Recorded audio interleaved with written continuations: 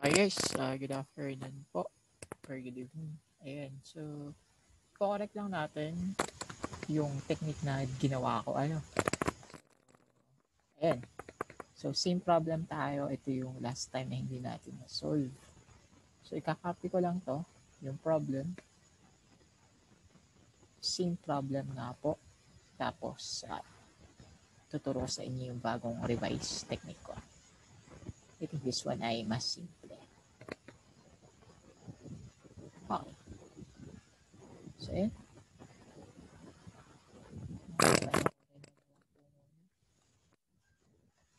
Okay. So kagaya last time, mag-start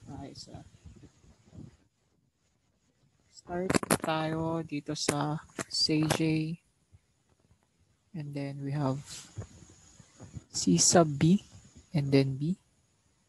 Gitan lang natin. And then X1, X2, X3, S1, S2, S3, and then we have the right hand side dito. And then yung numerical coefficient 1, 2, 1, 0, 0, 0. And then yung initial tableau natin, yung lahat ng ending na slack variables. And then numerical coefficient, we have 1, 1, negative 1, 1, 0, 0. Right hand side is 2. And then we have 2, negative 1, 5, 5 to. And then 0, 1, 0, and then 6. And then dito ay 4, 1, 1, 0, 0, 1, and then 6. Then guguhitan natin. And then dito, madali na naman yung first tableau natin, pinakamataas. So, which is ito. Then, nahanapin natin yung ratio niya.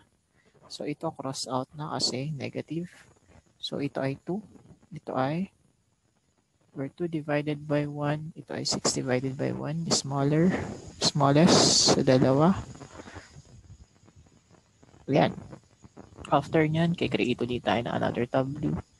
So, ito si CB, ito si B. Isang guhit niya ulit. And then X1, X2, X3, S1, S2, S3, and then right hand side. Then ito ay magiging 2x sub 2. Then retain natin 2s sub 2, 0, s sub 3. So dito, gagamitan natin yung the old technique so may revision niya. So ito papangalanan natin. So unahin natin to ano. So we have A, i-divide natin sa pivot column. So A divided by 1. Tapos yung last time, nilagyan natin ng minus sign to. Then parenthesis. Ito yung miss natin last time. Ano? So, ilalagay lang natin yung negative 1. Negative 1. Then dito sa kabila 1. This time po, ilalagay natin yung negative 1 ulit doon. Kung ano yung dinivide. So, din-divide ko sa 1. I-divide ko sa 1. And then, i-multiply ko siya. So, ano ulit yung pivot row natin, which is A. And then A. And then ito ay B. And then C. And then we may use yung calculator natin. So, alpha A divided by 1. Then alpha B divided by minus negative 1 divided by 1. Alpha A. And then next natin, pwede naman ito ma-shorten. Ano? Pero, natin 1 divided by 1. Then, and then, calc natin. So, sundan lang ulit. 1 by 4. 1, 2, and 4.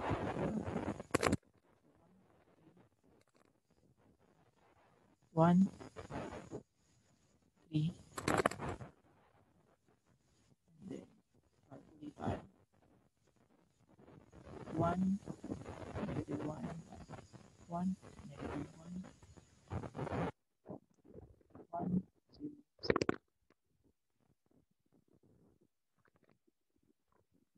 Calculate tayo. 1 and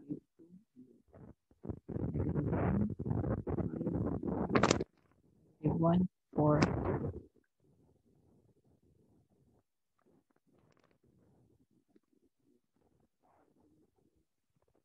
0, 1, 0, 0, negative 1, 1, negative 0, 0, 0,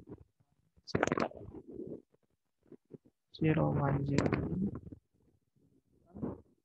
0, 0, 0, pa rin. And then right hand side, 5, 2, 6, 6, 6, 6. We have 2, 8, 4.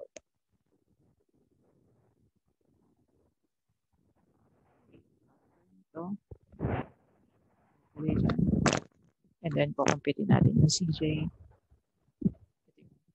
Pinag-multiply natin. So, we have 2, 2, negative 2, 2, 0, 0, and then we have 4 dito.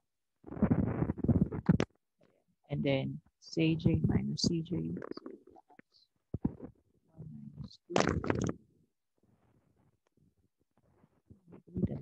1 minus 2 is negative 1, 0, 3, negative 2, 0, 0.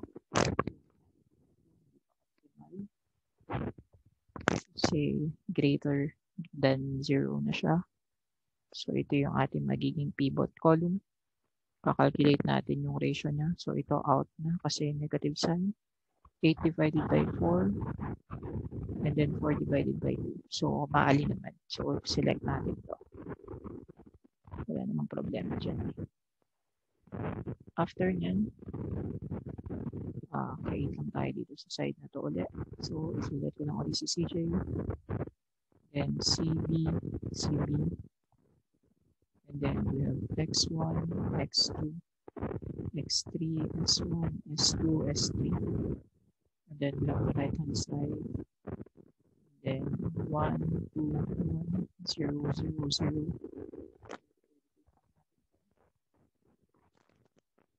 So, ito ay magiging 2x sub 2.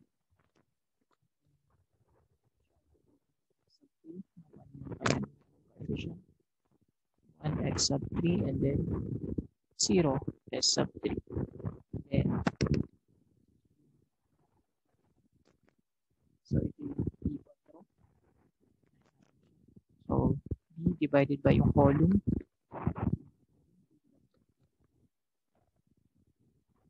And yung iba, lalagyan natin ng minus sign, parenthesis, yung pivot column, negative 1. Ito po ay 2. Then, ilalagay natin yung denominator na 4.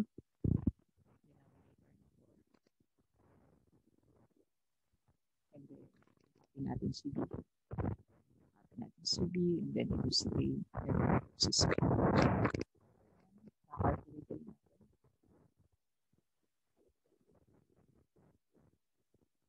Okay, so alpha A, oops, alpha A minus negative 1 divided by 4 alpha B, and then alpha B divided by 4,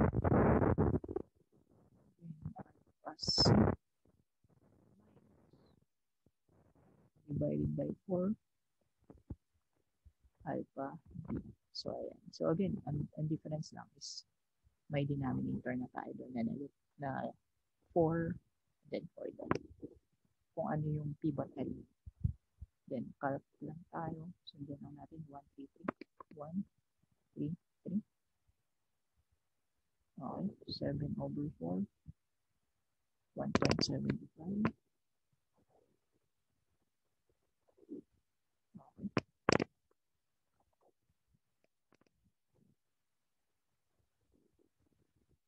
Then, calc. Oops. 3/4.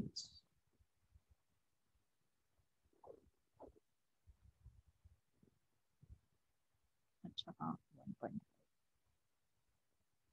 Okay. Then, calculate tayo. 100, 100. Ulit tayo. Equal ko lang to. 100. So, 100.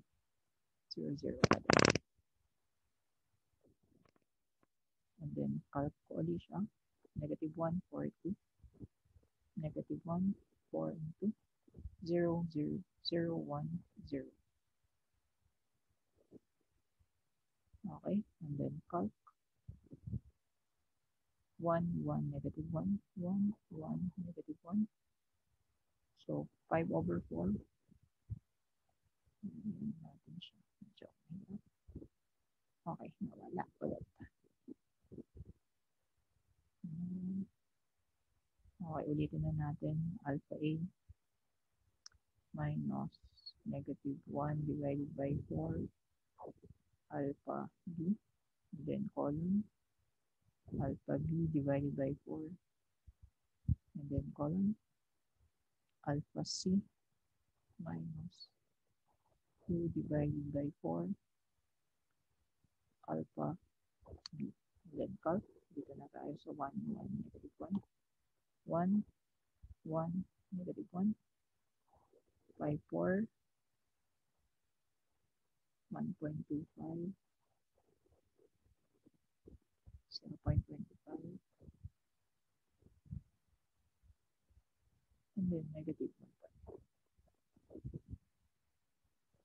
And then calc 0, 1, 0, 0, 1, 0, 0.25, 1/4, then negative 0.5. And then calc 0, 0, 1, 0, 0, 1, 0, 0, 1. And then right hand side tayo, 2, 8, 4. 2, 8, and 4. 4, 2, and 0. And then CJ tayo. So ito, goal ko lang. Sige, idali natin. Calc na lang ulit natin. Para madali. So, 2 alpha A plus 1 or alpha B na lang. And then, since 0 naman yun. So, calc lang ako. 1.75, 0.75, 4.25. Then, ito ay 2. Ito ay 1. Then, calc. Dito tayo. 1.25, 0.25. So, ayan, 2.75. Then, calc uli ako, 0.25 at saka 0.25. 3/4. Then, ito 0. Then, ito ay 4 times 2, 8, 9, 10. Then, ZJ minus CJ. So, ito negative number, 0, 0, negative, negative, then 0. So, therefore, less than or equal to 0 na siya. Therefore, optimum. Then, nakikita mo natin anong x1. Therefore, x1, x2, x3. So, x1, wala siya. So, 0. X sub 2 is, titingnan natin to. 4, right hand side. X sub 3 is 2. Then, say optimal is equal to ito, 10. Ayun.